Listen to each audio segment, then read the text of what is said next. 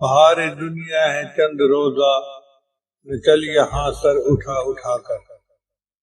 بہار دنیا ہے چند روزہ، نہ چل یہاں سر اٹھا اٹھا کر۔ خدا نے خود ہی مٹا دیے ہیں ہزاروں نقشے بنا بنا۔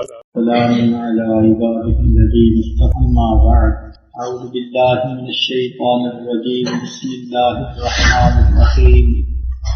الا بذکر اللہ تطمئن القلوب، سبحان ربک رب العزة عما یصفون، وسلام علی المرسلین والحمد للہ العالمین۔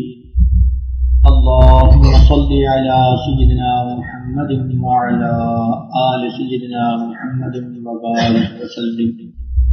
اللهم صل على سيدنا محمد وعلى آل سيدنا محمد وبارك وسلم۔ اللهم صل على سيدنا محمد وعلى آل سيدنا محمد وبارك وسلم۔ انسان درخت نہیں کہ کھڑا رہے، اور پتھر نہیں کہ پڑا رہے، اور پتھر نہیں کہ پڑا رہے۔ یہ تو اشرف المخلوقات ہے، اسے چاہیے کہ یاد الہی میں لگا رہے۔ مقصد زندگی اللہ رب العزت کی بندگی، مقصد حیات اللہ تعالیٰ کی ذات ہے۔ یہ طے شدہ بات ہے، جو انسان دنیا سے دل لگائے گا ایک نہ ایک دن دنیا سے جدا کر دیا جائے گا، اور جو انسان اللہ رب العزت سے دل لگائے گا ایک نہ ایک دن اللہ سے ملا دیا جائے گا۔ دنیا مٹی اور گارے سے بنی اور فانی ہے، جنت سونے اور چاندی سے بنی اور ہمیشہ باقی رہنے والی ہے۔ ہم اللہ رب العزت سے محبت والی زندگی گزاریں تاکہ دنیا اور آخرت کی کامیابی ہمیں نصیب ہو۔ ہر کلمہ گو کے دل میں اللہ رب العزت کی محبت کا بیج ہوتا ہے۔ اچھا ماحول مل جائے، اللہ والوں کی محفل مل جائے تو اس ماحول میں وہ بیج پنپتا ہے اور بالآخر اس کے اوپر نیک اعمال کے پھل پھول لگتے ہیں۔ اور اگر بنجر زمین ملے اور اس انسان کو نادان دوست مل جائے تو کلمہ پڑھنے کے باوجود اس کی زندگی غفلت بھری ہوتی ہے۔ مگر اللہ رب العزت کی محبت اس کے دل میں ہوتی ہے۔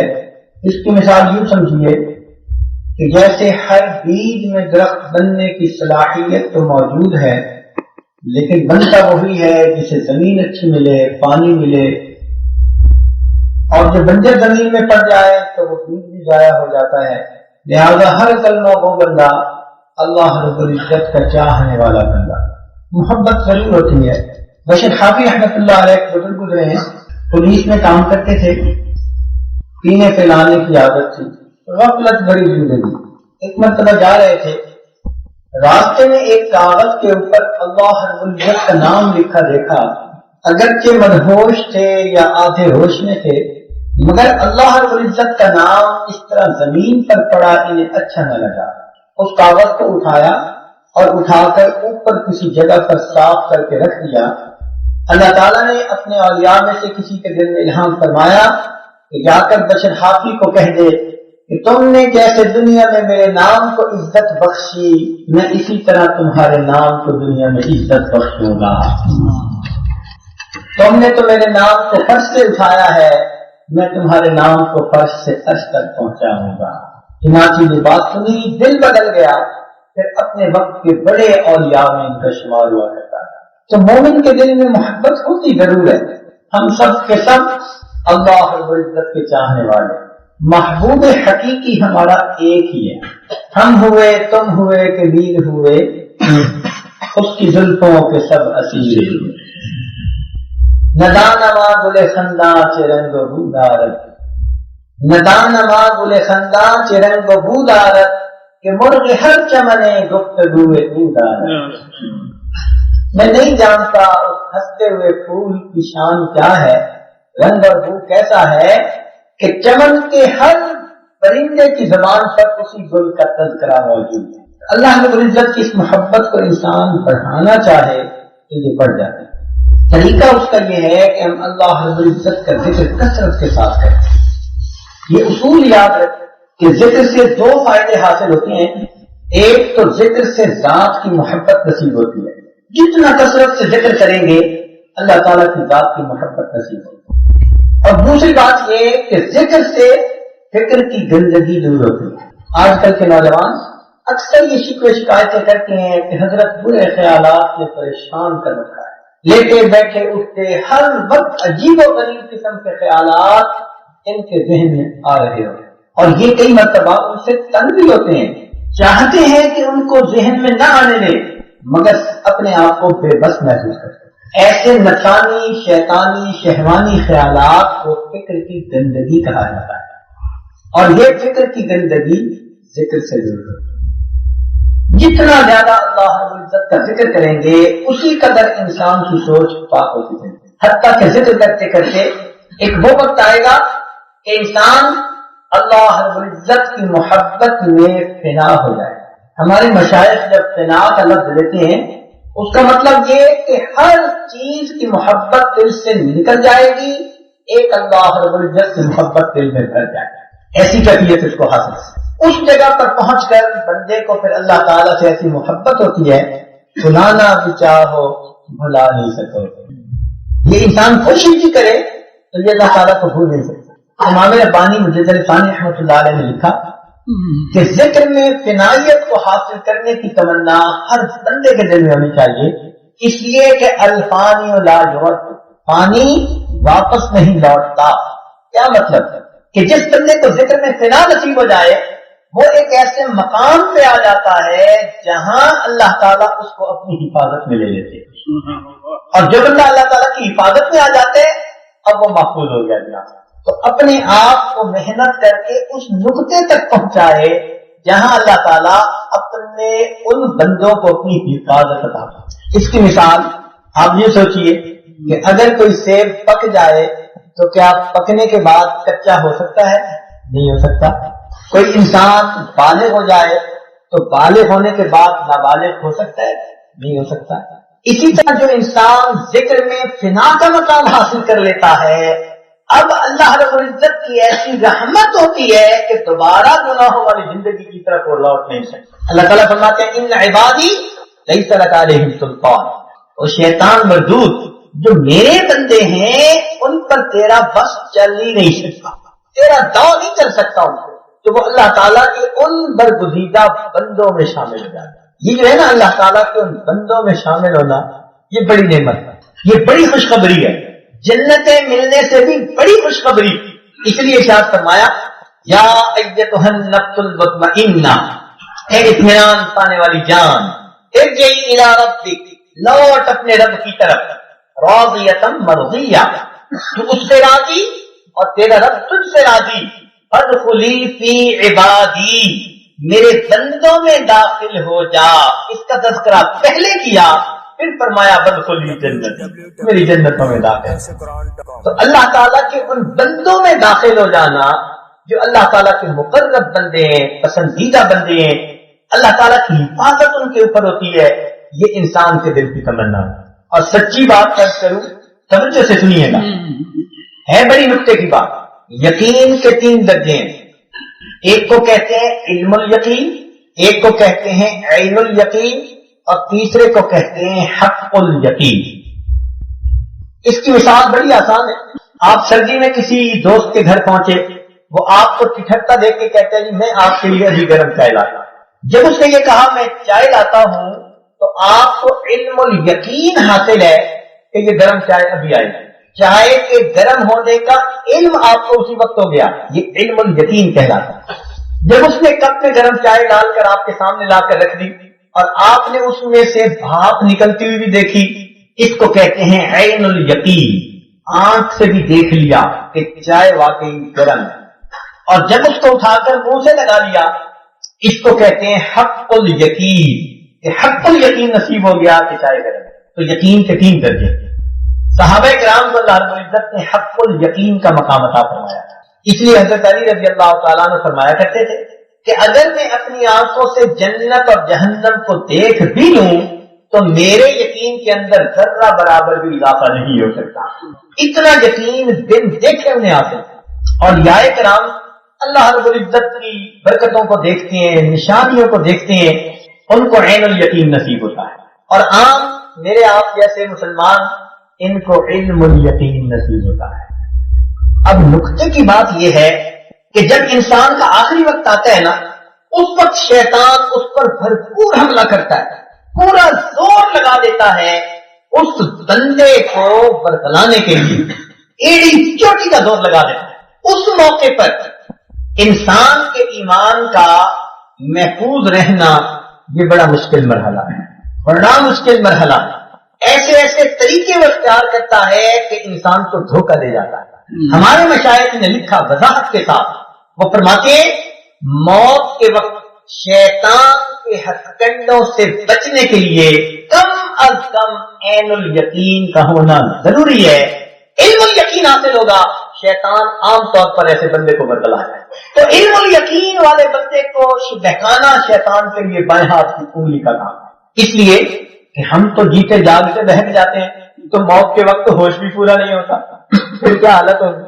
تو جیتے جاگتے بہکنے والے موت کے وقت کیسے بچیں گے؟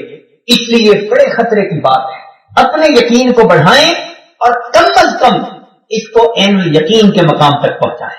اتنا ذکر کریں کہ اس ذکر کا اثر اپنے وجود میں بندے کو محسوس ہو، اپنے قلب سے محسوس ہو، اپنی عبادات کی لذت اس کو محسوس ہو۔ یہ اللہ رب العزت کی نشانیاں ہیں۔ اس کے لیے نبی اسلام نے دعا مانگی، اللہم ارنا حقائق الاشیاء کما ہی، اے اللہ چیزوں کی جیسے حقیقت ہے ہمیں وہ دکھا دیجیے۔ ہم نے بھی کبھی کسی چیز کی حقیقت کو دیکھا؟ سوچنے کی بات ہے۔ مثال کے طور پر دنیا کی ہر چیز اللہ تعالیٰ کا ذکر کرتی ہے۔ اللہ تعالیٰ ارشاد فرماتے ہیں وَإِن مِّن شَيْءٍ، جو کوئی بھی چیز ہے الا یسبح بحمدہ، اس کی حمد و تسبیح بیان کرتی ہے، وَلَٰكِن لَّا تَفْقَهُونَ تَسْبِيحَهُمْ، تم ان کی تسبیح کو نہیں سمجھ سکتے۔ اب عام طور پر تو نہیں سمجھ سکتے، لیکن جو انسان پاک بازی، پرہیزگاری، نیکوکاری کی زندگی گزارتے ہیں، اپنے رب کو راضی کر دیتے ہیں، اللہ رب العزت اپنے ان بندوں کو قدرت کی نشانیاں دکھاتے ہیں۔ تو کبھی ہم نے بھی زندگی میں کوئی ایسا موڑ دیکھا کہ ہمیں بھی کوئی حلاوت ایمان کی محسوس ہوئی ہو، عبادات کے اندر کوئی لطف کی کیفیت محسوس ہوئی ہو، کچھ ہم نے اپنے کانوں سے سنا ہو، آنکھوں سے دیکھا ہو، اللہ کی قدرتوں کو دیکھا ہو؟ ہم تو دنیا میں ایسے لگے کہ بس سنا سنایا دین، اس پر عمل کرتے پھرتے۔ یہ بھی نہیں کہ خود پڑھا، ہمارا دین پڑھا ہوا بھی نہیں، ہمارے دین کی بنیاد اتنی کمزور کہ سنا سنایا۔ اب بتاؤ سنے سنائے دین والے بندے کو بہکانا شیطان کے لیے کتنا آسان تھا۔ امام راضی رحمت اللہ علیہ نے اللہ تعالیٰ کے وجود پر 100 دلائل جمع کیے، وقت آیا شیطان پہنچ گیا، کہتے ہیں کہ اللہ تعالیٰ موجود نہیں ہے۔ انہوں نے کہا نہیں موجود ہے، میں اس پر دلائل دے سکتا ہوں۔ کہنے لگا دلیل دے۔ انہوں نے ایک دلیل دی، شیطان نے توڑ پیش کر دیا، دوسری دی توڑ دیا، تیسری دی، 100 دلیلیں دی، 100 دلیلیں شیطان نے توڑ دی۔ اب گھبرا گئے کہ اب کیا بنے گا۔ اس وقت امام راضی رحمت اللہ علیہ کے شیخ نجم الدین کبرا رحمت اللہ علیہ، ان سے ان کا بیعت کا تعلق تھا۔ ان کا چہرہ ان کے سامنے ایسے آ گیا جیسے تصور میں کوئی چہرہ آ جاتا ہے۔ تو انہوں نے دیکھا کہ شیخ بڑے جلال کے عالم میں، اور فرماتے ہیں کہ راضی اس مردود کو یہ کیوں نہیں کہتا کہ میں اللہ رب العزت کو بغیر دلیل کے مانتا ہوں۔ بس شیخ کا یہ کہنا تھا کہ اللہ رب العزت نے آسانی فرما دی۔ انہوں نے یہی بات کی اور اس بات کا شیطان کے پاس کوئی توڑ نہیں۔ اللہ تعالیٰ نے محفوظ ایمان کے ساتھ دنیا سے رخصت کیا۔ امام احمد بن حنبل رحمۃ اللہ علیہ کو دنیا میں 100 مرتبہ اللہ رب العزت کا دیدار نصیب ہوا، 100 مرتبہ۔ اتنا بلند درجہ پایا ان کے استاد سے امام شافعی رحمۃ اللہ علیہ۔ انہوں نے خواب میں دیکھا کہ امام احمد بن حنبل رحمۃ اللہ علیہ پر دین کے بارے میں آزمائش آئے گی، مگر اللہ تعالیٰ ان کو کامیاب فرما دیں گے۔ چنانچہ انہوں نے اپنے شاگرد کو بھیجا کہ جا کر امام احمد بن حنبل رحمۃ اللہ علیہ کو بتا دو۔ اس نے جا کے بتا دیا۔ جب انہوں نے سنا کہ آزمائش آئے گی اور اس میں کامیاب ہوں گے تو پہلے تو گھبرائے مگر پھر خوش ہو گئے کہ انجام اچھا ہوگا۔ اب خوشی کی جب کوئی خبر ملے، نبی علیہ السلام کی سنت مبارکہ ہے کہ خبر سنانے والے کو کچھ ہدیہ دے دیا جاتا ہے۔ چنانچہ امام احمد بن حنبل رحمۃ اللہ علیہ کے پاس جبہ پڑا تھا، انہوں نے اپنا جبہ ہی اس کے حوالے کر دیا۔ وہ شاگرد جبہ لے کے آ گیا۔ امام شافعی رحمۃ اللہ علیہ بھی جانتے تھے کہ اتنے بڑے امام سنت تم چھوڑ نہیں سکتے. بلا کر پوچھا میں کیا بنا؟ اس نے کہا جی انہوں نے اللہ کا شکر ادا کیا اور یہ جبہ مجھے ہدیہ دیا. امام شافعی رحمۃ اللہ علیہ کہنے لگے کہ اچھا اگر یہ ہدیہ مجھے دے دو تو کتنا اچھا ہو. اس نے کہا حضرت آپ لے لیجیے. امام شافعی رحمۃ اللہ علیہ اس جبے کو اپنے پاس رکھتے تھے اور اس کو پانی میں بھگویا کرتے تھے اور ان کے پاس جب کوئی بیمار آتا اس بیمار کو پینے کے لیے پانی دیتے تھے. اللہ تعالیٰ شفا عطا فرماتے تھے. امام شافعی رحمۃ اللہ علیہ جو استاد ہیں ان کو امام احمد بن حنبل رحمۃ اللہ علیہ کے تقوی ان کی نیکی کے ساتھ اس قدر حسن ظن حاصل ہے. شیخ الحدیث رحمۃ اللہ علیہ نے لکھا کہ ان کو 100 مرتبہ اللہ تعالیٰ کا دیدار ہوا. ایسی استقامت پہاڑوں جیسی. جب ان کا آخری وقت آیا شیطان ان کو بھی بہکانے پہنچ گیا. غور والی بات ہے ایسی ہستی کو اتنے میں صاحب متھا استقامت کے پہاڑ ان کو بہکانے پہنچ گیا. اب امام احمد بن حنبل رحمۃ اللہ لیتے ہوئے شاگردوں نے ذرا اونچی آواز سے کلمہ پڑھنا شروع کر دیا. اس کو تلقین کہتے ہیں. تلقین کا کیا مطلب ذرا سمجھ لیجئے کہ جب کسی آدمی کے آخری لمحات ہوں تو اس وقت اوپر والوں کو چند باتوں کا خیال رکھنا چاہیے. یہ باتیں ذرا اہم ہیں, توجہ سے سنیے گا, فائدہ ہوگا. پہلی بات تو یہ کہ چونکہ کبھی کسی سے یہ باتیں سنی نہیں ہوتی, صحبتی علم حاصل نہیں ہوتا, اس لیے پتہ ہی نہیں ہوتا کہ ہمیں اس وقت کیا کرنا ہے کیا نہیں کرنا ہے. چنانچہ کیا ہوتا ہے کہ یہ بندہ تو اپنے آخری لمحات میں ہے اور بیوی صاحب آ رہی ہے اور فرماتی ہیں تمہیں کیا ہوا, میری آواز سن رہے ہو, مجھے پہچان رہے ہو. وہ بیٹی بول رہی ہے دیکھو آپ اس کو پہچان رہے ہو, اور اللہ کی بندی ساری عمر اس نے بیوی بچوں کو پہچانا, اب آخری وقت میں تو کسی اور کو پہچاننے کی ضرورت ہے. وہ کوئی وقت ہے یہ باتیں کرنے کا؟ ہم نے دیکھا مرنے والے کے لیے مصیبت کر دیتے ہیں اوپر والے بندے. کبھی ایسی بات نہ کرے آخری وقت میں.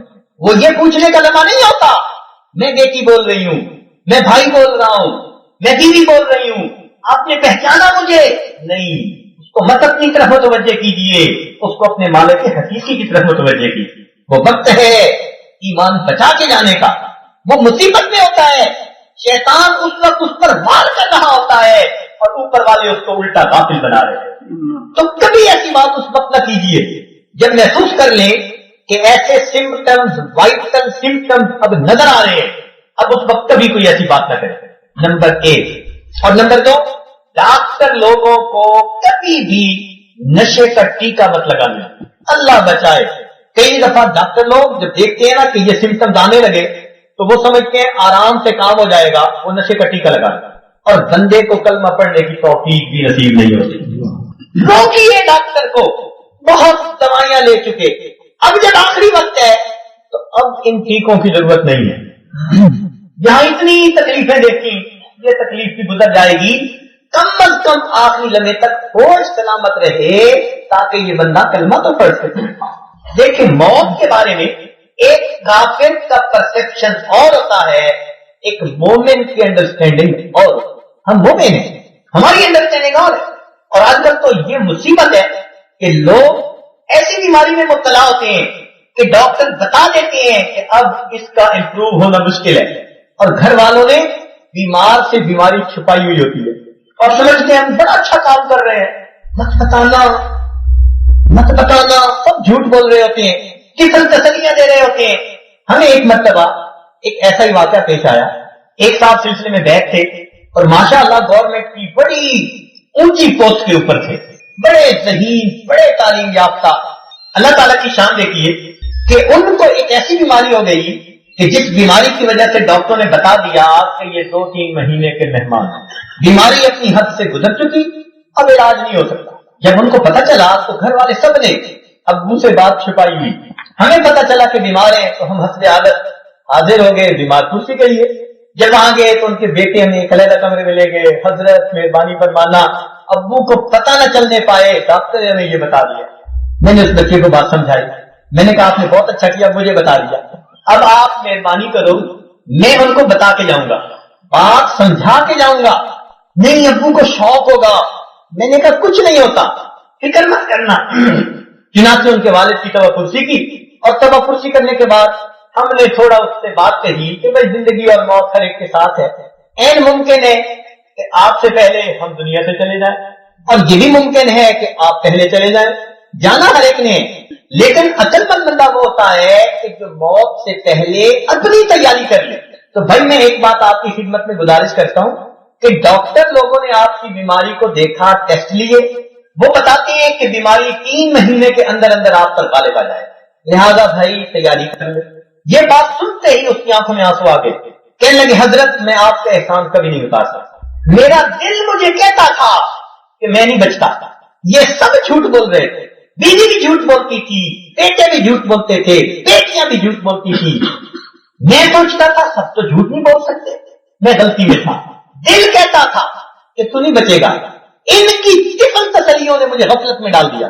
اب آپ نے بات کلیئر کر دی، حضرت میرے پاس وقت ہے، میں اپنے کام بھی سمیٹوں گا، اپنے رب کو بھی مناؤں گا۔ چنانچہ اس نے اپنے بچوں کو بلایا، جتنی جائیداد تھی ان کے حصے تقسیم کر کے شریعت کے مطابق اپنے اس وقت کے اندر ان کو ٹرانسفر کر دیے تاکہ اولاد میں آپس میں کوئی جھگڑے نہ ہوں۔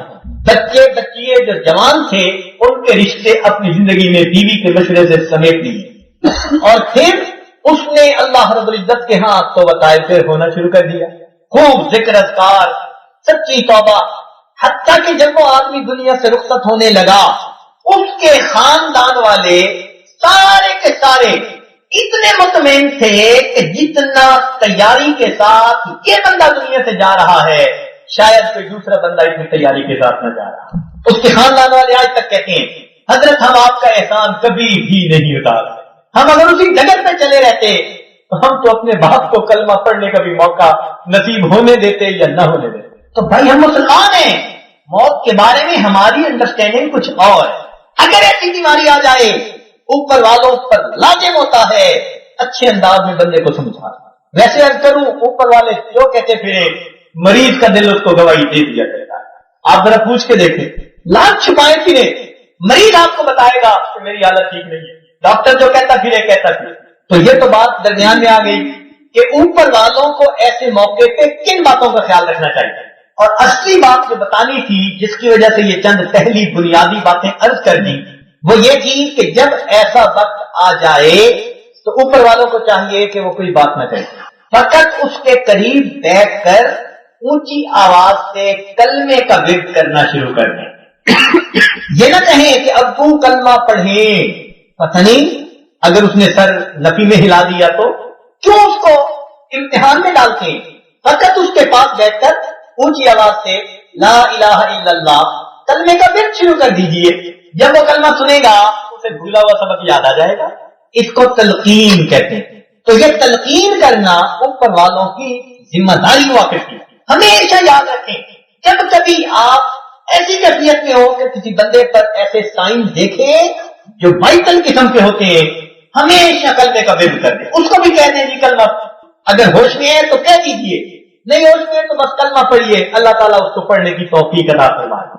تو یہ تلقین کرنا اوپر والوں کی ڈیوٹی ہے۔ اللہ کرے جب ہماری موت کا وقت آئے تو کوئی نیک متقی صاحب علم و عمل ہمارے پاس ہو جو ہم بھولے ہوئوں کو اپنا اصلی سبق یاد دلوا سکے۔ تو بات چل رہی تھی کہ امام احمد بن حنبل رحمۃ اللہ علیہ کو ان بچوں نے تلقین کرنی چاہیے۔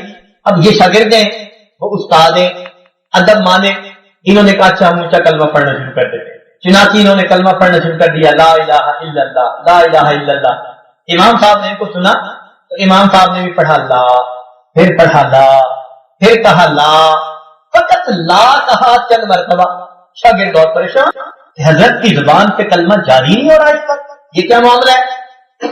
اللہ تعالیٰ کی شان، امام احمد بن حنبل رحمۃ اللہ علیہ کی طبیعت تھوڑی سی سنبھل گئی، ہوش میں آ گئے، باتیں کرنے لگے۔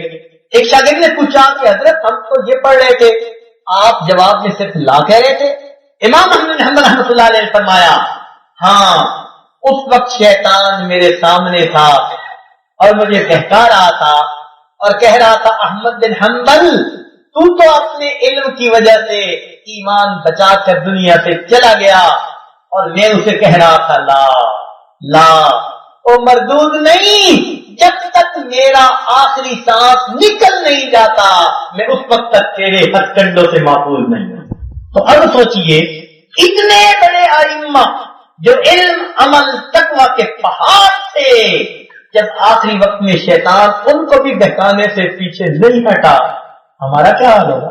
تو اس لیے علم الیقین اس وقت کام نہیں آتا، بڑی آسانی سے شیطان ایسے بندے کو گرگلا دیتا۔ ہاں علم الیقین ہو، حق الیقین ہو، تو پھر اللہ رب العزت کی رحمت ہو جائے گا۔ انہیں بھی اس کے لیے تیاری کرنی ہے کہ ہمارا بھی ایمان محفوظ۔ ہمارے سلسلہ کے ایک بزرگ تھے، ان کی ایک بیٹی تھی، اس کا نام تھا حفصہ، چھوٹی تھی، اپنے ابو سے لاڈ پیار کرتی تھی۔ بیٹیاں تو لاڈ پیار ابو سے کیا ہی کرتی ہیں۔ ان کی طبیعت ٹھیک نہیں تھی، چارپائی پر لیٹے ہوئے تھے۔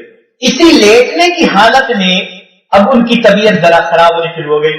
اتنے میں بچی آ گئی، وہ چاہتی تھی کہ ابو کے ساتھ کھیلوں، حسب عادت وہ ابو سے باتیں کرنے لگی، ابو خاموش ہیں۔ تو بیٹی نے تھوڑی دیر تو باتیں کی، جب دیکھا کہ ریسپانس نہیں مل رہا تو وہ ابو سے ناراض ہو گئی۔ ابو آپ مجھ سے نہیں بولتے، اچھا میں بھی آپ سے نہیں بولتی۔ وہ بچی چھوٹی تھی، نہ سمجھتی، وہ پیاری بچی ابو سے روٹ کر چلی گئی اور دوسرے کمرے میں جا کے رونا شروع کر دیا۔ ماں نے دیکھا بیٹی رو رہی ہے تو پوچھا بیٹی کیوں روتی ہو؟ کہنے لگی ابو مجھ سے نہیں بولتے، میں نے ابو سے نہیں بولنا، بس میں نے ابو سے کاٹی کر دی، پھر رونا شروع کر دیا۔ ماں اٹھا کے اسے لے آئی، اس نے آ کے اپنے میاں سے کہا کہ دیکھیں نا یہ حفصہ آپ سے ناراض ہو گئی ہے، روٹ گئی ہے، آپ ذرا حفصہ کو منا لیجئے۔ تو جیسے ہی اس نے یہ کہا نا آپ ذرا حفصہ کو منا لیجئے، تو ان بزرگوں نے اپنی آنکھ کھولی، فرمان لگے کون سی حفصہ اور کیسی حفصہ؟ ہم نے تو اپنے یار کو منا لیا، لا الہ الا اللہ محمد الرسول اللہ، یہ پڑھا اور شروع کروا دیا۔ تو بھائی موت کے وقت تو یہ حال ہوتا ہے، کون سی حفصہ اور کیسی حفصہ؟ ہم نے تو اپنے یار کو منا لیا۔ اصل تو وہ یار ہے ہمارا جس کو منانا ہماری زندگی کا مقصود ہے۔ تو اللہ رب العزت کی محبت ذکر کے ذریعے سے بڑھائی بھی جا سکتی ہے۔ یہ برے خیالات سے ذکر کی وجہ سے نجات پائی بھی جا سکتی ہے۔ یہ ڈویبل ٹارگٹ ہے، اچیویبل، کر سکتے ہیں ہم، کرنے کی دیر ہے۔ تو جتنا ہم اللہ رب العزت کا ذکر کریں گے اللہ تعالیٰ کی محبت بڑھے گی۔ ذکر کی اپنی ایک مستی ہوتی ہے، جو لوگ ذکر کرتے ہیں اس ذکر کی اپنی ایک مستی، دو عالم سے کرتی ہے بیگانہ دل کو، عجب چیز ہے لذت آشنائی۔ تو ذکر کا اپنا لطف ہے، اللہ کے بڑے مزے جو بھی چاہے وہ چکھ لے، اللہ کے بڑے مزے جو بھی چاہے وہ چکھ لے۔ ہم نے ابھی مزے چکھے نہیں، اس لیے پھر ہمیں ابھی اندازہ ہی نہیں کہ اس کی لذتیں کیا ہوا کرتی۔ جب سینہ اس ذکر سے معمور ہو جاتا ہے تو پھر دل اللہ رب العزت کی محبت سے لبریز ہو جاتا ہے۔ اس کی مستی کچھ اور ہے۔ دیکھیں ایک ہے شراب کی مستی اور ایک ہے ذکر کی مستی، دونوں میں زمین آسمان کا فرق ہے۔ جو شراب میں مست ہو کر نکلے وہ زبان سے اول فول بکا کرتا ہے، اور جو اللہ رب العزت کی محبت میں مست ہو کے نکلے اس کی زبان سے معرفت کی باتیں جاری ہوا کرتی ہیں۔ جو شراب کی محبت میں مست ہو کے نکلے تو لوگ اس کے سر میں جوتے لگائیں گے، اور جو اللہ رب العزت کی محبت میں مست ہو کے نکلے لوگ اس کے جوتے اپنے سروں پر اٹھائیں گے۔ اللہ والوں کے جوتے لوگ کیوں اٹھاتے ہیں؟ برکت پانے کے۔ ہارون رشید کا زمانہ ہے، یہ اپنی ونڈو سے کھڑا، کھڑکی سے کھڑا نیچے مسجد کا منظر دیکھ رہا ہے۔ امام ابو یوسف رحمۃ اللہ علیہ تشریف لائے، پیچھے دو شاگرد تھے۔ شاگردوں کی عادت تھی کہ جس کے ہاتھ پہلے جوتے پہ پڑ جاتے وہ جوتے اٹھانے کا حقدار ہوتا۔ الفضیلۃ للمتقدم۔ اللہ تعالیٰ کی شان کہ حضرت نے جب جوتے اتارے تو ایک کا ہاتھ ایک جوتے پہ پڑا اور دوسرے کا ہاتھ دوسرے جوتے پہ پڑا۔ دونوں طالب علم تھے، نیک نیت تھے، کوئی جھگڑا نہیں کیا۔ انہوں نے فوراً بات سلجھا لی، کیا کہ ایک نے رومال بچھایا اور ایک نے ایک جوتا اس نے رکھا، دوسرے نے دوسرا رکھا۔ ایک نے ایک طرف سے کپڑے کو پکڑا، دوسرے نے دوسری طرف سے پکڑا، اور اس شان کے ساتھ حضرت کے جوتے لے کر مسجد میں داخل ہوئے۔ ہارون رشید نے دیکھا تو ٹھنڈی سانس لی۔ زبیدہ نے پوچھا ہارون کیا ہوا؟ کہنے لگا یوں تو دنیا والے ہمیں بادشاہ کہتے ہیں لیکن ہمارے جوتے اٹھانے پہ بھلا کون جھگڑتا ہے؟ یوں تو دنیا والے ہمیں بادشاہ کہتے ہیں مگر ہمارے جوتے اٹھانے کے لیے بھلا کون جھگڑتا ہے؟ تو یہ اللہ والوں کی شان ہوتی ہے، ان کے جوتے اٹھانے کے لیے لوگ جھگڑتے۔ تو ذکر کی مستی عجیب ہوتی ہے، سبحان اللہ، اس کی چاشنی ہوتی ہے۔ اس لیے ہمارے بعض مشائخ نے یہ بات لکھی کہ ذکر کرتے کرتے کرتے کرتے وہ ایک ایسے مقام پر پہنچے، فرماتے تھے کہ جب ہم ذکر کرتے تھے، اللہ کا نام لیتے تھے حصی طور پر ہمیں اپنے منہ میں مٹھاس محسوس ہوتی ہے، حصی طور پر ہمیں اپنی مٹھاس محسوس ہوتی ہے۔ اللہ رب العزت کے نام میں برکتیں ہیں، عجیب لذتیں، کاش کہ ہم بھی ان لذتوں کو پانے والے بن جائیں۔ یہ بڑی عجیب ہے۔ اور یاد رکھیے گا، انسان اپنی زندگی میں اپنے قلب کی جیسی کیفیت بنائے گا، اللہ تعالیٰ بالکل وہی کیفیت قیامت کے دن اس کے چہرے کی بنا دے۔ قیامت کے دن بالکل وہی کیفیت اس کے چہرے کی بنا دے۔ اگر دل سیاہ ہوگا تو قیامت کے دن چہرے پہ سیاہی لگا دے، یعنی جو قلب پر اس نے جمع کیا ہوگا اللہ تعالیٰ قیامت کے دن چہرے پہ پھیلا دے۔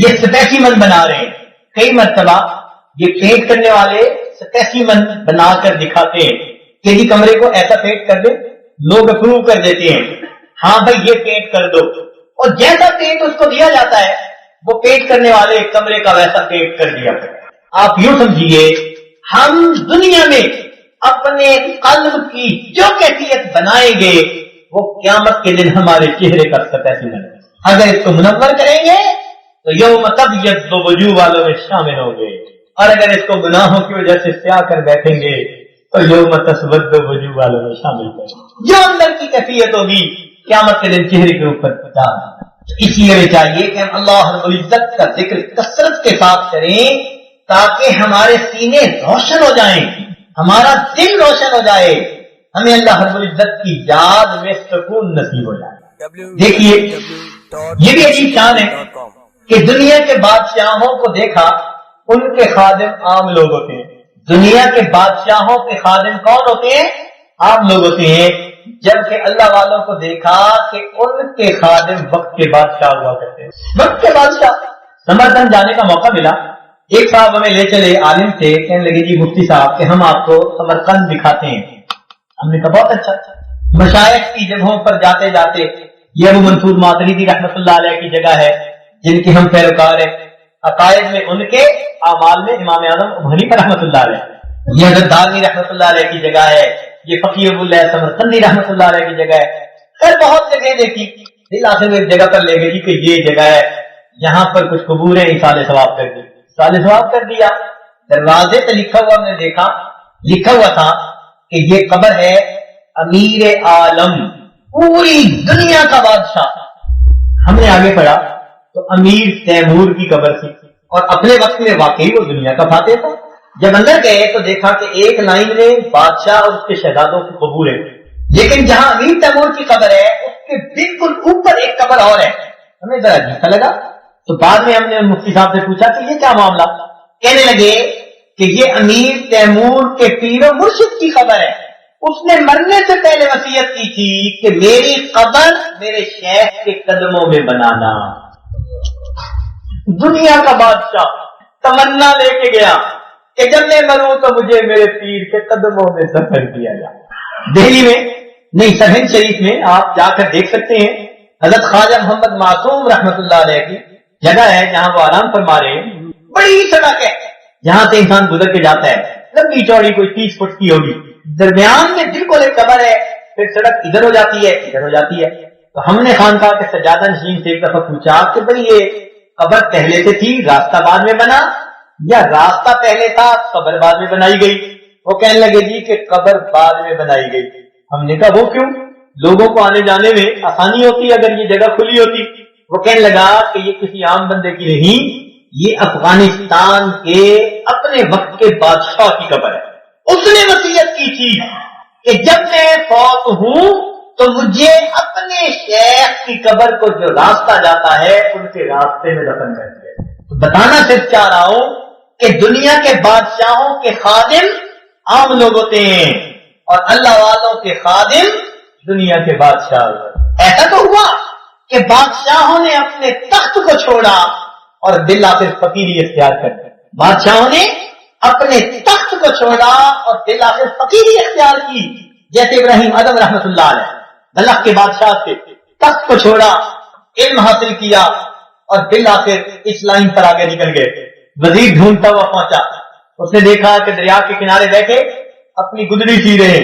اس نے کہا کہ جناب پیچھے تو ساری رعایا آپ کی بڑی وفادار جانثار آپ کے انتظار میں، چلے میں آپ کو لینے کے لیے آیا ہوں۔ آ کر اپنی بادشاہی سنبھالے. ان کے ہاتھ میں جو سوئی تھی، تذکرۃ الاولیاء میں یہ واقع ہے کہ انہوں نے سوئی پانی میں ڈال دی. پھر انہوں نے پانی کی مچھلیوں کو حکم دیا کہ تم میری سوئی کو مجھے واپس کرو. وزیر نے کیا دیکھا؟ کئی مچھلیاں سطح آب پر آئیں اور ان کے منہ میں سونے کی بنی ہوئی سوئیاں تھیں. انہوں نے کہا نہیں، مجھے اپنی سوئی چاہیے. پیچھے ایک چھوٹی مچھلی تھی، وہ آگے آئی تو حضرت نے وہ سوئی اپنے ہاتھ سے لے لی اور وزیر کو کہا کہ وہ بادشاہی اچھی ہے یا یہ بادشاہی اچھی ہے، وہ بادشاہی اچھی ہے یا یہ بادشاہی اچھی ہے. تو اس کے بعد ایک عجیب بات کہی، فرمایا کہ اللہ رب العزت نے اس فقیری میں مجھے وہ سکون دیا ہے، اگر دنیا کے بادشاہوں کو پتہ چل جائے ہمارے دلوں میں کتنا سکون ہے، وہ اپنی فوجیں لے کر ہم پر چڑھائی شروع ہو. تو ایسا تو ہوا کہ بادشاہوں نے شاہی چھوڑی، فقیری اختیار کر لی. ایسا آج تک کبھی نہیں ہوا کہ کسی فقیر نے فقیری کو چھوڑ کر بادشاہی کو قبول کر لیا. تو معلوم ہوا کہ جو مزہ اس فقیری میں ہے وہ مزہ تو دنیا کی نیکوکاری کی زندگی گزارے، اللہ رب العزت کے ذکر کی کثرت کریں. اس ذکر کی وجہ سے انسان کو اللہ تعالیٰ کی معیت نصیب ہوتی ہے. چنانچہ حدیث پاک میں آتا ہے ایک مرتبہ حضرت موسیٰ علیہ السلام کو اللہ تعالیٰ نے وحی عطا فرمائی، اے موسیٰ علیہ السلام کیا آپ اس بات کو پسند کرتے ہیں ان اسکن معک فی بیتک یا موسیٰ، کیا موسیٰ علیہ السلام کیا آپ اس چیز کو پسند کرتے ہیں میں آپ کے ساتھ آپ کے گھر میں رہوں؟ حضرت موسیٰ علیہ السلام تو عاشق تھے، یہ سنا سجدے میں جا گرے، فخر للہ ساجدہ، سجدے میں جا پڑے اور رو کر کہنے لگے اللہ کئی تسکن معی فی بیتی، آپ میرے ساتھ میرے گھر میں کیسے رہ سکتے ہیں؟ اللہ تعالیٰ نے فرمایا میرے پیارے کریم انا جلیس مع من ذکرنی، جو بندہ میرا ذکر کرتا ہے میں اس بندے کا ہم جلیس ہوا کرتا ہوں. انا جلیس مع من ذکر. لہذا اصول طے ہو گیا کہ بندہ جتنی دیر اللہ رب العزت کے ذکر میں بیٹھتا ہے اسے اتنی دیر اللہ رب العزت کی معیت میں گویا بیٹھنے کی سعادت نصیب ہوئے. یہاں ایک علمی نقطہ طلباء کے لیے کر لوں. آداب شاہانہ کا تقاضا یہ تھا کہ یوں فرمایا جاتا من ذکرنی فہو جلیسی، جو میرا ذکر کرے گا وہ میرا ہم جلیس ہوگا. مگر نہیں، محبت نے پسند کیا کہ نسبت اپنی طرف کی جائے، تو یوں فرمایا انا جلیس مع من ذکرنی. ذرا معنی پہ توجہ فرمائیے. پروردگار عالم کا یہ کہہ دینا جو میرا ذکر کرتا ہے میں اس بندے کا ہم جلیس ہوتا ہوں. تو گویا ہم جتنی دیر مصلی پر بیٹھتے ہیں اللہ کی یاد کر رہے ہوتے ہیں گویا اتنی دیر اللہ رب العزت کی ہمیں معیت نصیب ہوئے. اچھا بھائی یہ تمنا دل میں ہونی چاہیے نا کہ اللہ تعالیٰ کی معیت نصیب ہو. عجیب بات تو یہ دیکھی آج کل عورتیں شکوے کرتی ہیں، پڑھنے کو وظیفے مانگتی ہیں، روتی ہیں. کوئی کہتی ہے جی بیٹے کی شادی کی، بیوی کو لے کے دوسرے مکان میں چلا گیا، ملنے ہی نہیں آتا، میرے پاس آ کے بیٹھتا ہی نہیں. ماں پریشان ہے، بیٹا میرے پاس بیٹھتا ہی نہیں. بیوی پریشان ہے، اور جی خامد بری سوسائٹی میں پھنس گیا ہے، دیر سے رات کو گھر آتا ہے، بیوی بچوں کے لیے وقت ہی نہیں. کیا مطلب کہ ہمارے پاس آ کے بیٹھتا ہی نہیں. تو جن بیچاری عورتوں کو یہ حسرتیں ہوتی ہیں میرا بیٹا پاس آ کے بیٹھے، خامد پاس آ کے بیٹھے، یہ پاس آ کے بیٹھے، اگر ان کو یہ سنایا جاتا ہے کہ اگر اللہ رب العزت کا بیٹھ کر ذکر کریں گی اللہ رب العزت ان کے پاس اتنی دیر موجود ہوں گے، تو کیا ان کو ہر دن میں مصلی پر وقت گزارنے کی حسرت نہیں ہونی چاہیے؟ تو ہر دن میں یہ کثرت، یہ دل کی چڑک ہو، گھر کے سارے کام کاج سمیٹیں عورتیں، اور دل کی چاہت ہو میں ضرور مصلی پر بیٹھوں گی، حتیٰ کہ اتنا اللہ کا ذکر کروں گی کہ گویا اتنی دیر اللہ رب العزت میرے پاس بیٹھے. اللہ اکبر، اللہ اکبر. اللہ رب العزت کی معیت نصیب ہو رہی. اچھا بھئی یہ بتائیں کہ جب بندے پر مصیبت آتی ہے تو کون اس کے کام آتا ہے؟ وہی کام آتا ہے جس کو اس کے پاس ہوتا ہے. پاس بیٹھنے والے ہی کام آتے ہیں نا. اس لیے تو لوگ کہتے ہیں کہ دور کے رشتہ داروں سے قریب کے پڑوسی اچھے ہوتے ہیں کہ مصیبت میں اسی وقت حاضر ہو جاتے ہیں. تو دنیا میں عام طور پر دیکھا گیا جو قریب ہوتے ہیں جب مشکل بنتی ہے وہ قریب والے ہی اس کی فکر کیا کرتے ہیں. لہذا دنیا میں جو بندہ اللہ رب العزت کا ذکر کثرت سے بیٹھ کر کیا کرے گا اور اسے اللہ کی معیت نصیب رہے گی. جب بھی دنیا میں یا آخرت میں بندے پر کوئی مصیبت بنے گی, پروردگار عالم بندے کی مصیبت میں اس کے کام آئیں گے. تو یہ کھیتی ہمیں آج لگانے کی ضرورت ہے. اللہ رب العزت سے یہ رشتہ آج مضبوط سے اضبط کرنے کی ضرورت ہے, گہرا کرنے کی ضرورت ہے. پھر دیکھیے کیا حساب بنتا ہے. دو باتیں طے شدہ آپ کی خدمت میں پیش کر کے بات مکمل کر دیتا ہوں. دو باتیں طے شدہ ہیں. ایک بات تو یہ کہ جتنا ناشکرا انسان ہے اتنا ناشکرا اور کوئی نہیں. یہ طے شدہ بات. جتنا ناشکرا انسان ہے اتنا ناشکرا اور, اس لیے تو پروردگار کو کہنا پڑا وَقَلِيلٌ مِّنْ عِبَادِيَ الشَّكُورُ, میرے بندوں میں سے تھوڑے میرے شکر گزار. تو باقی کیا بنے؟ ناشکرے. تو جتنا ناشکرا انسان ہے اتنا ناشکرا اور کوئی نہیں. رحمتیں ہوتی ہیں, برکتیں ہوتی ہیں, شکر کرنا بھول جاتا ہے. ذرا تکلیف ہوتی ہے شکوے فوراً کرنے شروع کرتے ہیں, فوراً شکوے. مشہور واقعہ ہے, رابعہ بصریہ نے ایک نوجوان کو دیکھا سر پہ پٹی باندھے جا رہا تھا. بچے پٹی پہ باندھی ہوئی ہے, کہنے لگا ماں میرے سر میں درد ہے, پہلی دفعہ زندگی میں ہوئی ہے, پہلے تو کبھی نہیں ہوئی. بیٹا تمہاری عمر کتنی ہوگی؟ 30 سال میری عمر ہے. فرمان لگی بیٹا 30 سال تیرے سر میں درد نہ ہوا, تو نے شکر کی پٹی تو کبھی نہ باندھی, آج درد ہوا شکوے کی پٹی فوراً باندھ لی ہے. تو یہ انسان کی حالت کہ نعمتوں کی قدردانی کر نہیں پاتا, ذرا سی اونچ نیچ ہو تو بس اسی وقت شکوے پہ ڈنڈا ہاتھ میں لے لیتا ہے. نہ شکر جو ٹھہرا ذرا سی بات. اس لیے ایک بزرگ تھے عطا ابن ابی رباح رحمۃ اللہ علیہ, ان کا بڑا عارفانہ کلام ہے. امام اعظم ابو حنیفہ رحمۃ اللہ علیہ کے اساتذہ میں ان کا نام آتا ہے, بڑے کبار تابعین میں سے تھے. فرماتے تھے کہ ایک مرتبہ اللہ تعالیٰ نے الہام فرمایا اور ارشاد فرمایا کہ عطا ان بندوں سے کہہ دیجئے, ان بندوں سے کہہ دیجئے کہ ان کو اگر کوئی چھوٹی سی بھی تکلیف پہنچتی ہے یہ فوراً اپنے دوستوں کی محفل میں بیٹھ کر میرے شکوے کرنے لگ جاتے ہیں, جبکہ ان کے نام اعمال گناہوں سے بھرے ہوئے میرے پاس آتے ہیں. میں فرشتوں کی محفل میں کبھی ان کے شکوے تو نہیں کیا کرتا. تو باقی جتنا ناشکرا انسان ہے اتنا ناشکرا کوئی. اس لیے ارشاد فرمایا ان الانسان لربہ لکنود وانہ علی ذلک لشہید, اور وہ خود اس کے اوپر گواہ ہے, دل گواہی دیتا ہے کہ واقعی میں ناشکرا. اس معاملے میں تو ہم سے جانور بھی اچھے ہیں. کہتے ہیں کہ ایک صاحب متوکل تھے, توکل کر کے بیٹھ گئے کہ بس مجھے اللہ رب العزت رزق پہنچائیں گے, میں اس کی عبادت کروں گا, دین کا کام کروں گا. روٹی ملنی شروع ہو گئی, اللہ تعالیٰ کوئی نہ کوئی بندوبست فرما دیتے. کئی سال اسی طرح رہا. ایک مرتبہ 3 دن کا فاقہ آ گیا.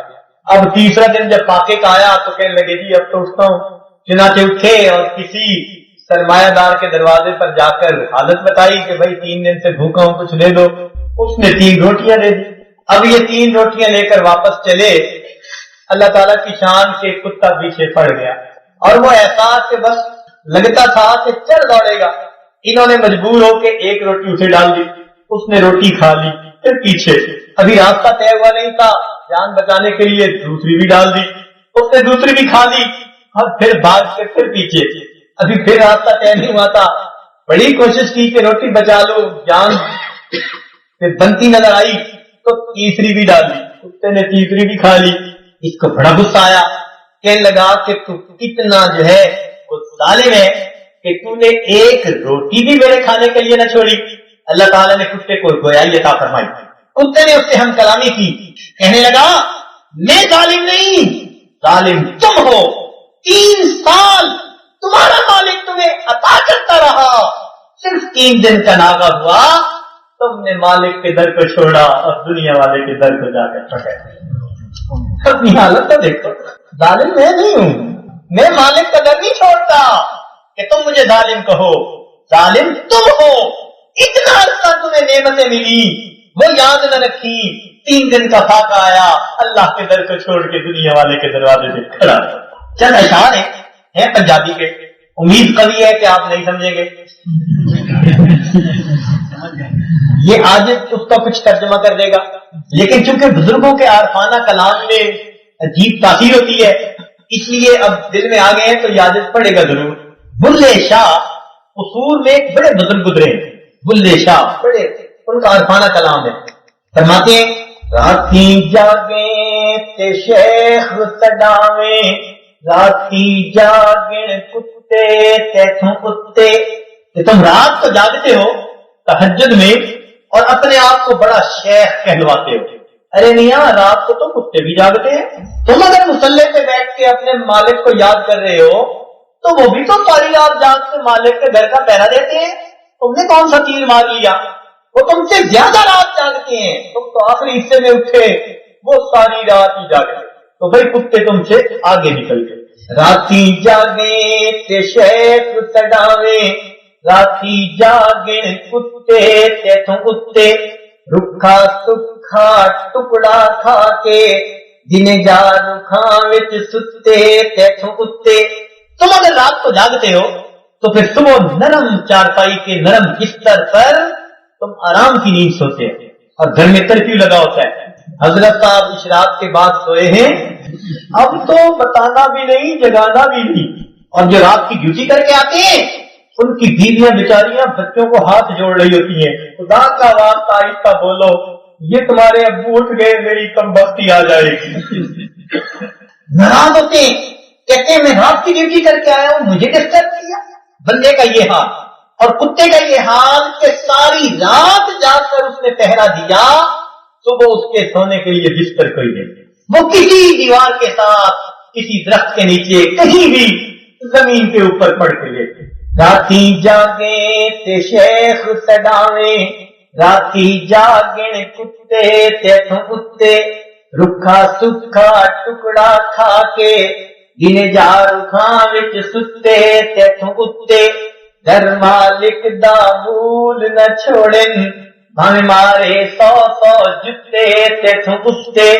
یہ کتے اپنے مالک کا در نہیں چھوڑتے، حتیٰ کہ وہ مالک اپنے کتے کو 100 جوتے بھی لگائے، یہ وقتی طور پر تو دور ہو جائے گا، تھوڑی دیر بعد اسی مالک کے دروازے پہ آ کے بیٹھ گئے۔ اور اے سالک، تجھے چھوٹی سی کوئی تکلیف آ جاتی ہے تو مسجد کا راستہ بھول جاتا ہے، ذرا سی کاروباری پریشانی آئی بس مسجد میں آنا بھول گیا۔ تو وہ فرماتے ہیں راتی جاگے تے شیخ تڈاویں، راتی جاگے کتے تیتھوں کتے، رکھا سکھا ٹکڑا کھا کے جن جا رکھاں وچ ستے تیتھوں کتے، در مالک دا بھول نہ چھوڑن بھاویں مارے 100 جتے تیتھوں کتے۔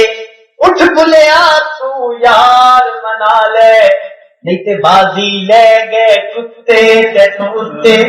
او بلیا اٹھ، رات کا وقت ہے، تو اٹھ کے اپنے یار کو منا لے، ورنہ تو تجھ سے کتے بھی بازی لے۔ تو سچی بات تو یہ ہے کہ جتنا ناشکرا انسان ہے اتنا ناشکرا کوئی نہیں، پہلی بات۔ اور دوسری بات کہ جتنا جلدی اللہ رب العزت راضی ہوتے ہیں اتنا جلدی کوئی راضی نہیں ہوتا، یہ بھی عجیب بات ہے۔ ماں بھی دیر سے مانتی ہے، باپ بھی دیر سے مانتا ہے، بیوی بھی دیر سے مانتی ہے، بچے بھی دیر سے مانتے ہیں، دوست ناراض ہو جائیں دیر سے مانتے ہیں، کوئی بھی ناراض ہو دیر لگائے گا ماننے میں۔ اللہ رب العزت کی ذات ایسی ہے کہ جب اس کو منانے والا اللہ کے در پر آتا ہے وہ پروردگار ماننے میں دیر نہیں لگایا، اتنا جلدی پروردگار مانتے ہیں، اتنا جلدی تو کوئی بھی نہیں۔ میں نے ایک مرتبہ طالبات کے امتحان لینا تھا، بخاری شریف کی طالبات تھی، ان میں سے ایک سوال پوچھا ایسے ہی کہ یہ بتاؤ کہ سب سے جلدی کون مانتا ہے؟ ایک بچی نے جواب دیا کہ حضرت سب سے جلدی امی مانتی ہے۔ پوچھا بچہ وہ کیسے؟ کہنے کی حضرت میں اپنے گھر میں دیکھتی ہوں اگر کبھی میرے بھائی کو میری امی ڈانٹے اور بھائی چپ کر کے باہر نکل جائے تو تھوڑی دیر میں امی پریشان ہو جاتی ہے، پھر نماز پڑھ کے دعائیں مانگ رہی ہوتی ہے، شام تک نہ آئے اور پریشان ہو جاتی ہے، عشاء تک نہ آئے تو مصلی پہ بیٹھی ہاتھ پھیلا کے رو بھی رہی ہوتی ہے۔ میں پوچھتی ہوں امی آپ کیوں رو رہی ہیں؟ بیٹی تمہارا بھائی ابھی تک واپس نہیں آیا، میں رو رہی ہوں، دعا مانگ رہی ہوں، اللہ اس کو برے فتنوں سے بچانا، بخیریت اس کو گھر واپس لانا۔ اب ماں کو دیکھو کہ وہ اپنے بیٹے کے آنے کے انتظار میں نے کہا امی آپ نے ڈانٹا کیوں تھا؟ کہ بیٹی ماں ہوں، تربیت کے لیے بات میں نہیں سمجھاؤں گی تو کون سمجھائے گا، مگر میں یہ بھی نہیں چاہتی کہ وہ گھر سے چلا جائے، اب بھائی پھر نہیں آیا، کھانے کا وقت ہو گیا، سب نے کہا جی کہ کھانے میں لگا دیجئے، دیر ہو رہی ہے، امی سب کو کھانا کھلائے گی، خود نہیں کھائے گی۔ امی آپ کیوں نہیں کھا رہی؟ بس میرا دل نہیں کر رہا۔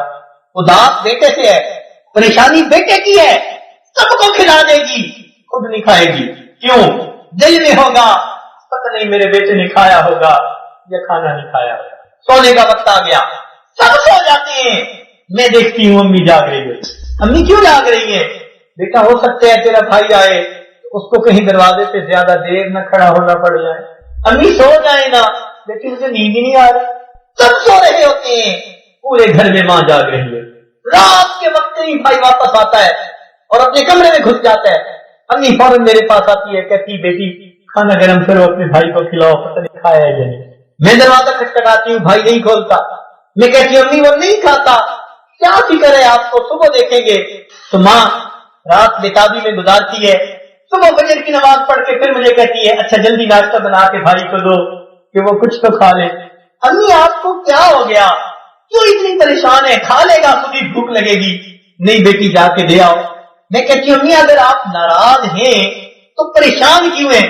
بس بیٹی میں اتنا چاہتی ہوں کہ آپ کا بھائی مجھے آ کر کہہ دے امی مجھ سے غلطی ہوئی، بس وہ سوری کہہ دے گا تو میں اس کو معاف کر دوں گی۔ اب اس ماں کی حالت دیکھیے، یہ انتظار میں ہے میرا بیٹا میرے پاس آ جائے، سوری کہہ دے، میں اسے معاف کر دوں گی، تو یہ تو انتظار میں ہے۔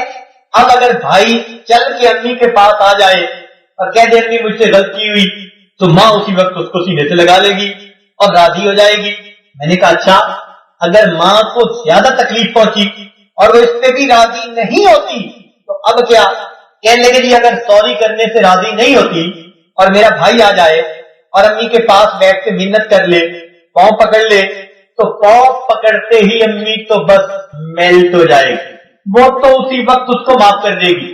میں نے کہا اچھا اگر اتنا دل ناراض تھا کہ پھر بھی وہ معاف نہیں کرتی تو پھر کہنے لگا اگر معافی مانگتے ہوئے بھائی کی آنکھوں سے آنسو آ جائیں تو امی بھائی کے آنسو تو کبھی دیکھ نہیں سکتی، جیسے ہی آنسو آئے گا وہ اپنا دوپٹہ پکڑ کے آنسوؤں کو صاف کرے گی اور اس کو اپنے سینے سے لگا لے گی، کہے گی جا بیٹا میں نے تجھے معاف کر دیا۔ تو وہ اس نے دلیل دی کہ ماں کتنا جلدی مانتی ہے، اول تو گھر آ کے صرف سوری کہہ دے تو بھی مان جاتی ہے، پاؤں پکڑ لے تو بھی مان جاتی ہے، اور اگر آنکھوں سے آنسو بہا لے پھر تو یقینی مان جاتی ہے۔ میں نے کہا کہ وہ جلدی تو مانی مگر ایک ہستی اس سے بھی جلدی مان جاتی ہے، وہ بڑی حیران ہوئی، کہنے لگی حضرت وہ کیا، امی سے بھی جلدی کوئی مانتا ہے؟ میں نے کہا ہاں، امی کو منانے کے لیے آ کے سوری کرنا پڑے گا، پاؤں پکڑنے پڑیں گے، آنسو بہانے پڑیں گے، کچھ نہ کچھ کرنا پڑے گا، مگر ایک ہستی ایسی ہے جس کو منانے کے لیے انسان اپنی جگہ بیٹھا ہے، وہی بیٹھے بیٹھے فقط اپنے دل کے اندر اپنے رب سے ہم کلامی کرتا ہے، مالک میں نے بڑی خطائیں کی، بڑے گناہ کیے، میں نے آپ کو ناراض کیا، اے مالک میں شرمندہ ہوں، اے مالک میں شرمندہ ہوں۔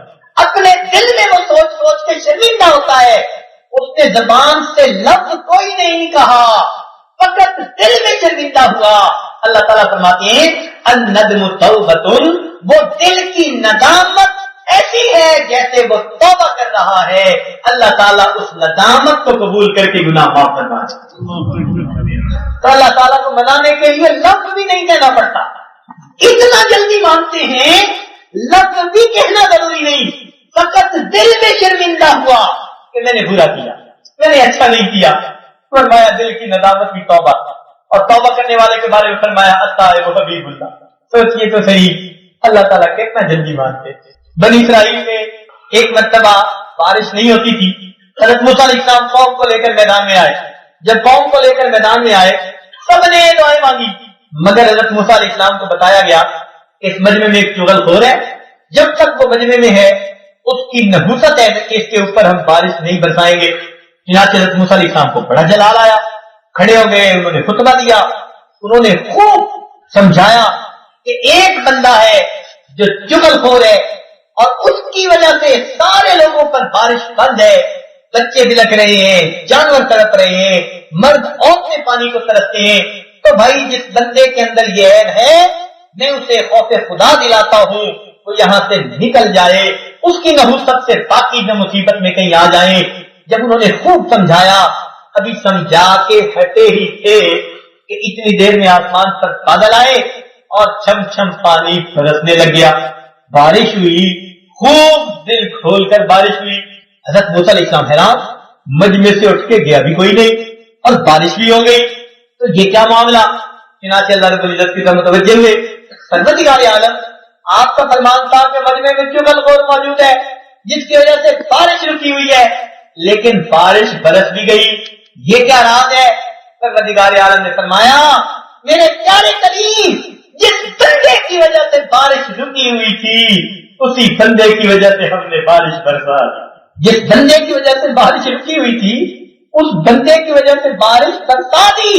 اے مالک وہ کیسے کہ جب آپ نے خطبہ دیا اس وقت اس بندے نے اپنی جگہ بیٹھے ہوئے میری طرف دھیان کیا اور مجھے کہنے لگا اللہ ویسے واقعی گناہگار، میں بڑا خطاکار ہوں، اگر اس وقت میں اٹھ کے جاؤں گا میں سارے لوگوں میں ذلیل ہو جاؤں گا، اللہ تو نے اب تک تو مجھے چھپائے رکھا، اب میں توبہ کر رہا ہوں، میرے مالک مجھے چھپا لینا۔